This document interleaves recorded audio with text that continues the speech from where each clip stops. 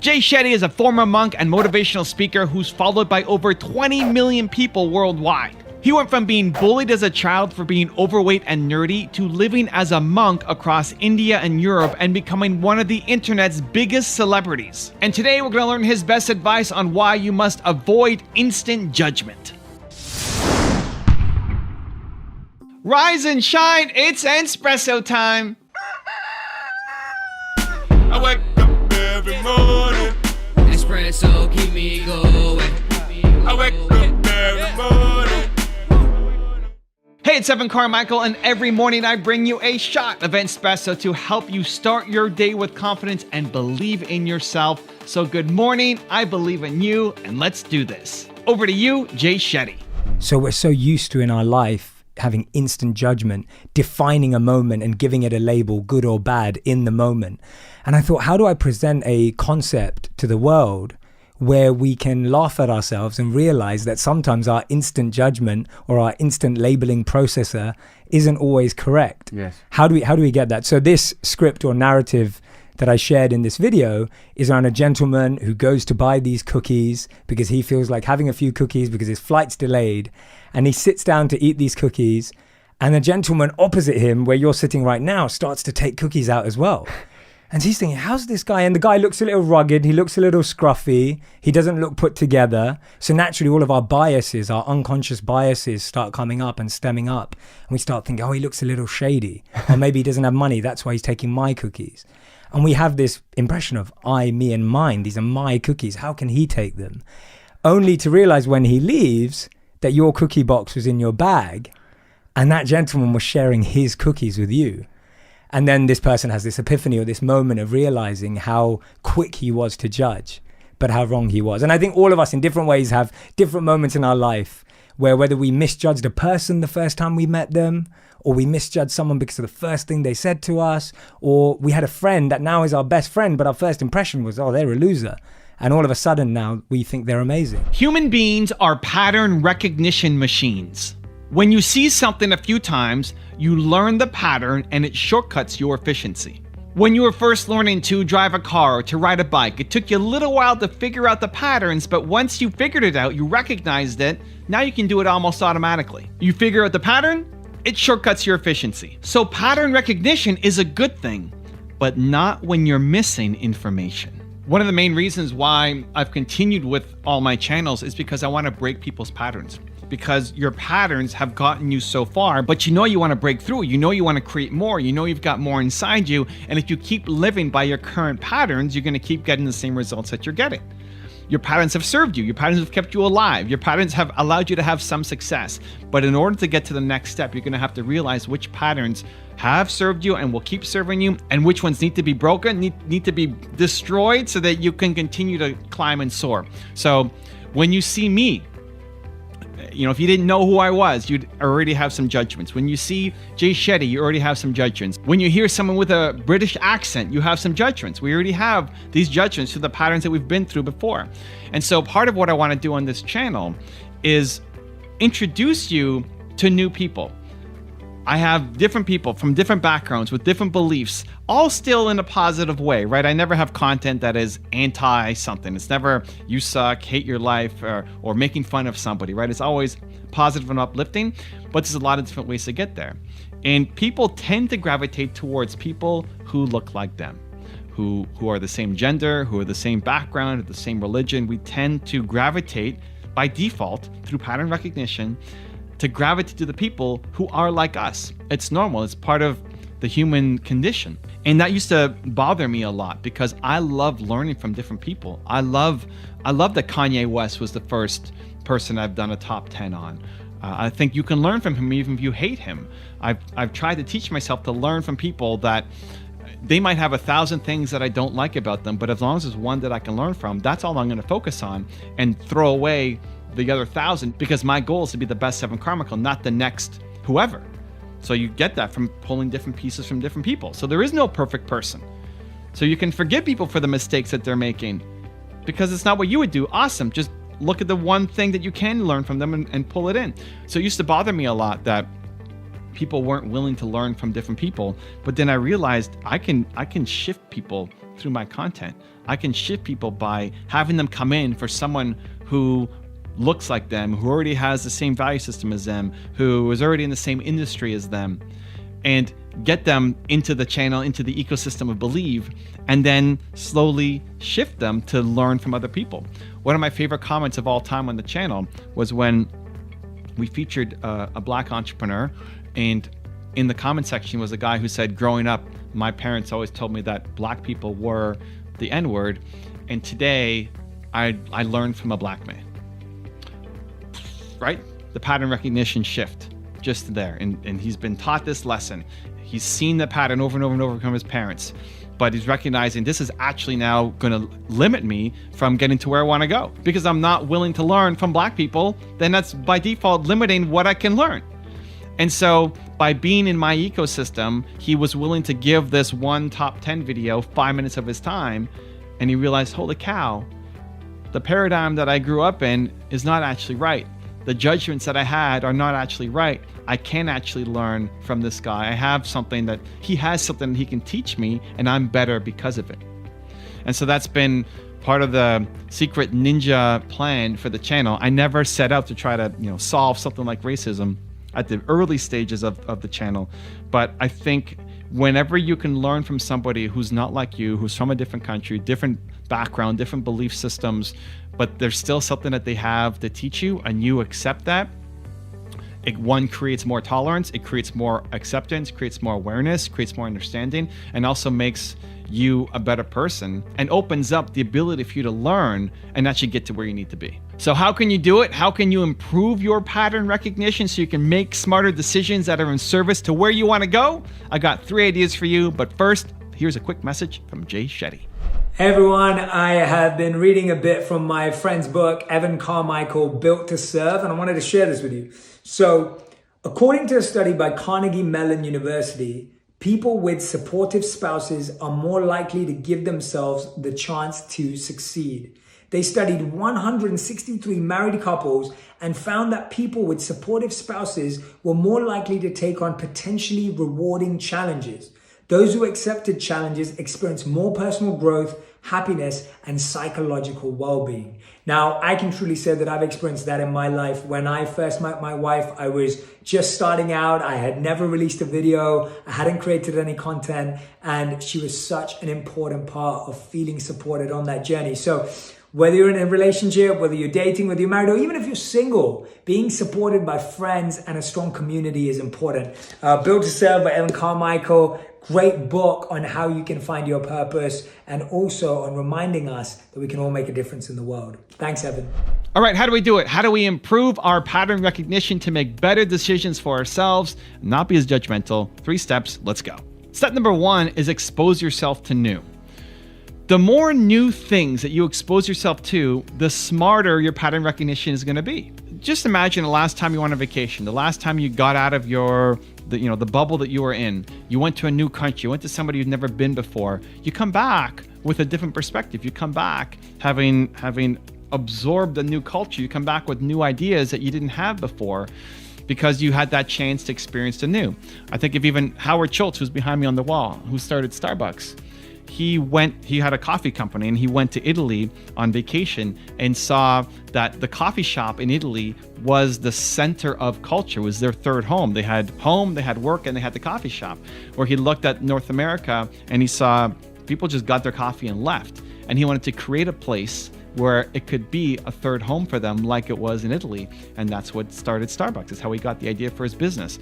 And so when you expose yourself to new things, to new ideas, to new people, to new experiences, even from home, taking a shot on a new YouTube channel, taking a shot on a new book, taking a shot at a new hobby. Doesn't mean you have to go off and travel to Italy to get your new ideas, right? You could do it even from home. And so that idea to constantly expose yourself to the new so you don't get stuck in the same patterns will help you get to where you need to go. Step number 2 is be around who you want to be. So when you figure out what your values are, the kind of business that you want to build, the entrepreneurs that you look up to and respect, and there's something about them that you want to learn, right? I want to be a father like my father, and I want to be an entrepreneur or visionary like Steve Jobs, or you can't see this one, like that one back there, Steve Jobs.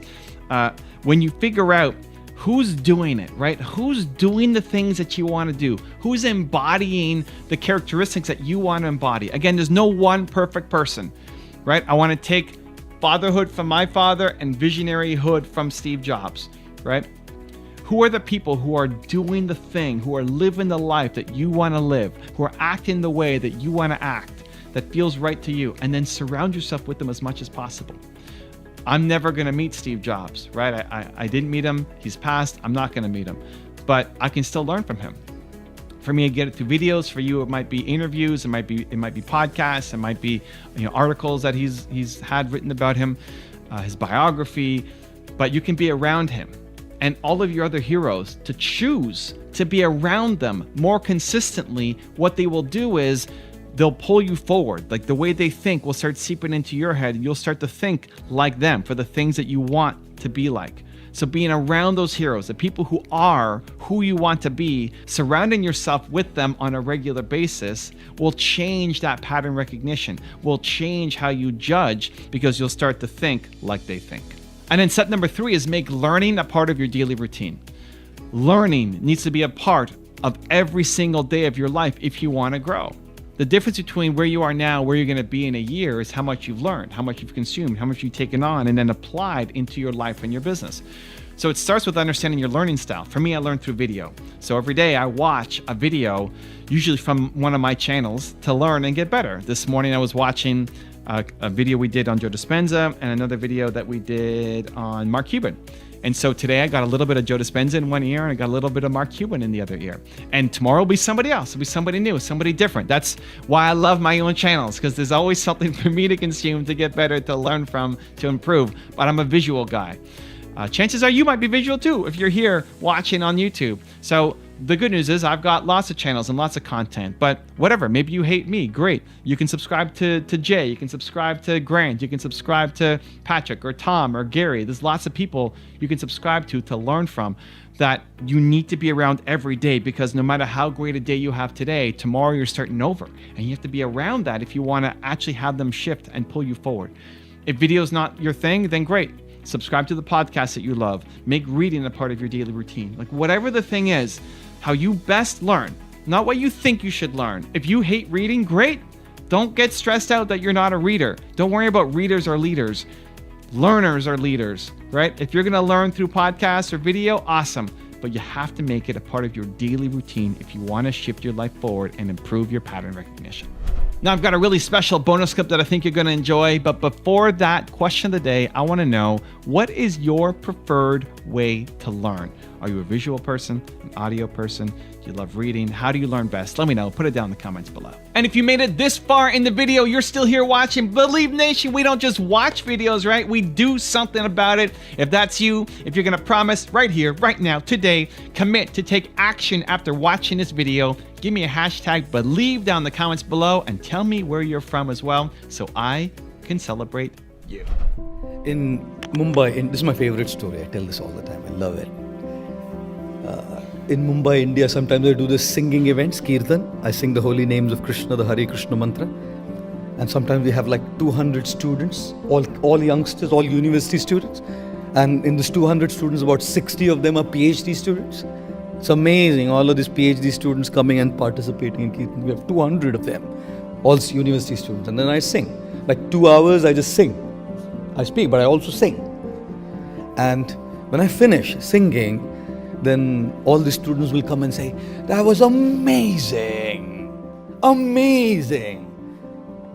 And believe me, it's hard to take those compliments seriously because they don't understand any music.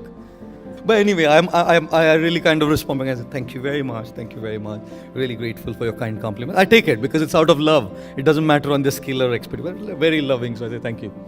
Now one evening we had this Kirtan event, singing event, and a special personality came for this event.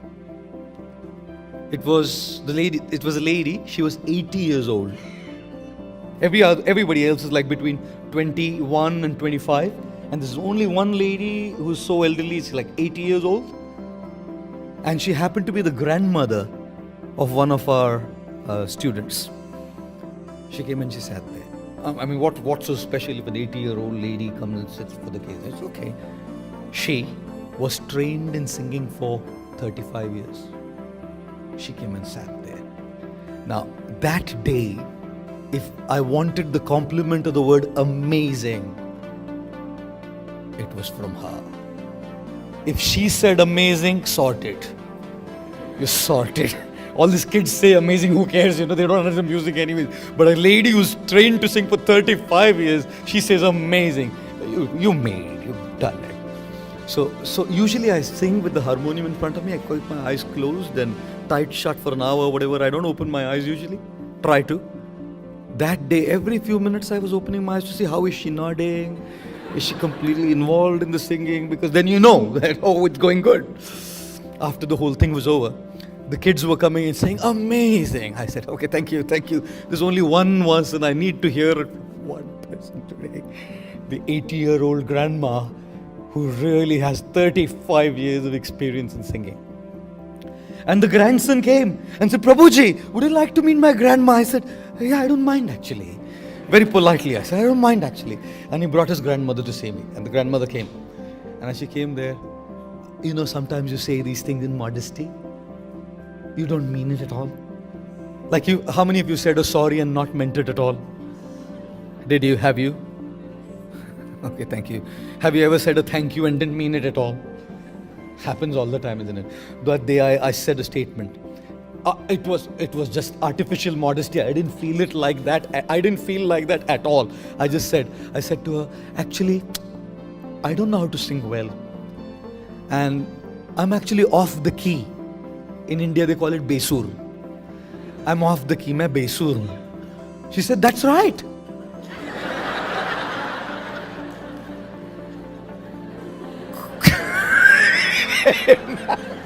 Oh my God. That's right. And I'm like completely devastated. And I'm like thinking, how can anybody say it straight on your face? I mean, you could say, yeah, it was kind of something you can make. I said, I'm off the key and I can't sing. She said, that's right. And then the grandson was standing right there. And the grandson started shouting at her, Grandma! I mean, he didn't shout that loud. This is exaggerated. He said, Grandma, did you hear what he's saying? He's saying he's off the key. He can't sing well. She said, that's impossible. If he was off the key and he can't sing well, I wouldn't have sat here for a single minute. Now I was confused. Within 1 minute, just now she said I can't, and now she says I can. And then the grandson turned towards me and said, Prabhuji, she's hard of hearing. She uses a hearing aid and she didn't bring it today.